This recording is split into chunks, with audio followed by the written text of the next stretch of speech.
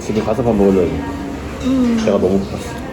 38살 유부남 인프피 강과장입니다. 이번 주는 오랜만에 가계부 컨텐츠입니다. 이상하게 가계부 컨텐츠 하면 악플이 좀 많이 달리더라고요. 그래서 요즘에는 많이 안 하기는 했었는데요. 그리고 뭐 예전만큼 극단적으로 절약을 하는 것도 아니긴 하고요. 그런데 가끔 댓글에서 요즘은 가계부 컨텐츠 안 하냐고 하시는 분들이 종종 계셔서 오랜만에 찍어봅니다. 출근을 했습니다. 얼마 전에 이직을 해서 열심히 적응 중입니다. 경제 유튜브 채널에서 인터뷰 진행이랑 촬영하는 일을 하는데 낯을 가리는 저로서는 사람 상대하는 일이 쉽지는 않네요. 오래 하다 보면 적응을 할지 아니면 평생 적응하지 못해 무슨 맛인지 아직도 잘 모르는 멍게처럼 될지 아직은 잘 모르겠습니다. 저는 매우 소심한 성격이라 촬영이 있는 날에는 긴장을 엄청 많이 해서 밥을 제대로 먹지 못합니다. 대신 칼로리는 필요해서 회사에 있는 커피와 미니 에너지바를 몇 개 먹습니다. 아예 안 먹으면 어지러워서 쓰러질 것 같더라고요. 덕분에 용돈은 많이 아끼고 있는데 건강이 어떨지는 잘 모르겠네요. 참고로 용돈은 교통비, 통신비 포함해서 월 20만원 정도 씁니다.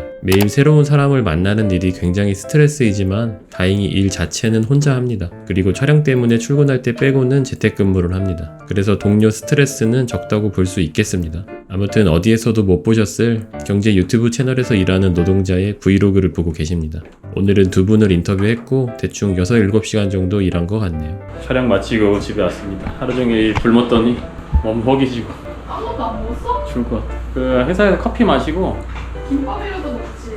그거 뭐야 미니 에너지바 그거 먹었어. 7시 반입니다. 집에 왔더니 이 자식아 맛있는 카레를 하고 있는 새로운 카레라고 하는데 그리고 버터링이랑 우유랑 아이스크림 사왔어요. 잘했어요. 아이스크림은 뭐 샀어? 볶음자. 오. 여보 좋아할까봐 버터링 샀지. 아 잘했어. 오. 토마토 넣는 건 나도 처음이라. 토마토 케첩은 넣어봤는데 생토마토는 또 처음이네. 그지? 뭔가 일식 같지 않아? 청경채도 이제 들어가는 거야? 청경채는 진짜 무슨 맛일지 상상이 안 되는데? 엄청 비주얼이 이쁘다. 색깔이 빨갛고 아 초록색이고. 그래서 내가 나쁘게 사서 처럼. 아이고 그랬어. 맛있는데? 약간 새큼하네? 토마토 때문이야? 토마토 때문에 그런가?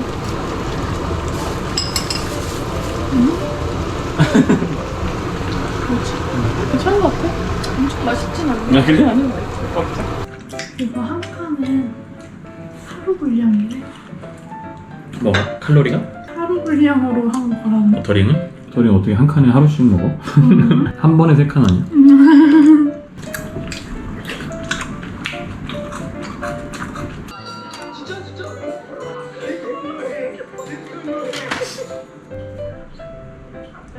여기 안에서 그래밖에 안 보이잖아요. 근데 이거 한번 와.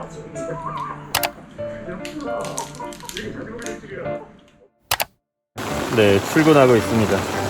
어제 촬영을 했는데 그 촬영 파일에 제 목소리가 너무 좀 작게 들어가서 근데 문제가 어제 밤에 비가 굉장히 많이 와서 네, 일단 한번 가보고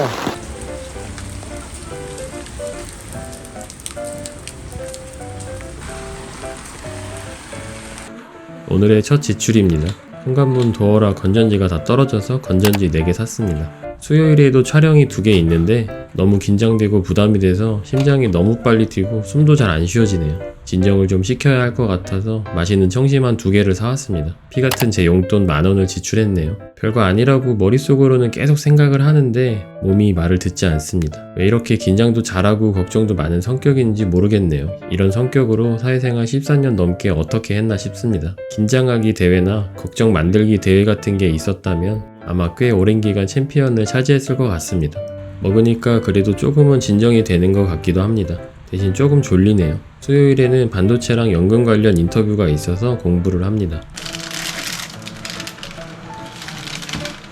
하나만 끓이려고 했는데 갑자기 이제 씨가 자기도 먹고 싶다 그래서 2개 끓였어.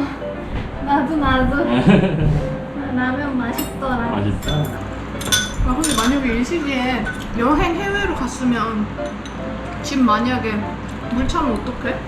지하만 푸는 게 아니고 1층 매장들도 막 무슨 꽃집인가 하여튼 무슨 집인데 남자 여자 둘이서 막 물 퍼내더라고. 근데 아마 죽은 것 같아 느낌이.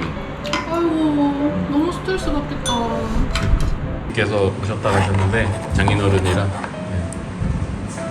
보쌈을 수육을 주고 가셔가지고 와 맛있겠다. 수육에 라면이라니. 갑자기 고급스러워졌는데 식감.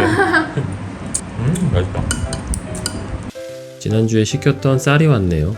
유자씨와 한마음 한뜻으로 통에 담습니다. 집에 있다가 업무 관련 책을 사러 서점에 갑니다. 다행히 비가 조금 그쳤네요. 책을 사고 카페에 왔습니다. 계속 좀 걱정이 돼서 불안한 마음에 마음을 달래려고 왔습니다.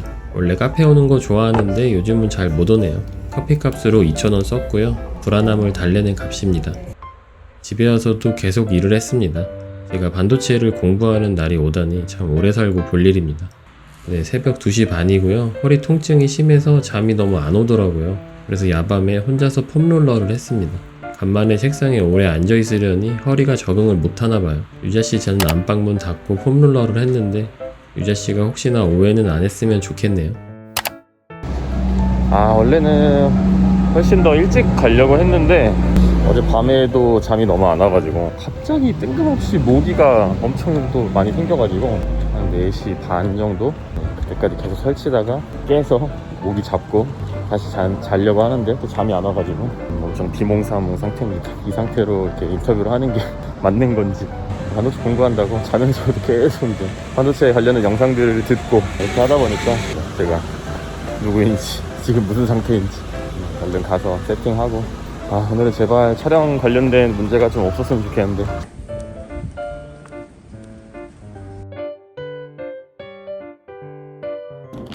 오늘도 에너지바를 먹으며 에너지를 내봅니다. 촬영 끝났습니다. 유자씨가 회사까지 데리러 왔네요. 배가 너무 고파서 버거킹에 왔습니다. 유자씨는 저녁을 먹어서 아이스크림을 하나 먹고 저는 햄버거 세트를 먹었습니다. 뭔가 멘트하는 되게 헬스케졌는데 카메라에 얼굴은 그렇게 안 헬스케졌네. 그래? 밑에서 찍어서 그런가? 동영상 한 70kg 나가는 느낌인데 그치. 87kg. 아이스크림 내가 살게. 진짜? 내가 사주기로 했는데 내가 얻어먹어? 어디를? 글 같지.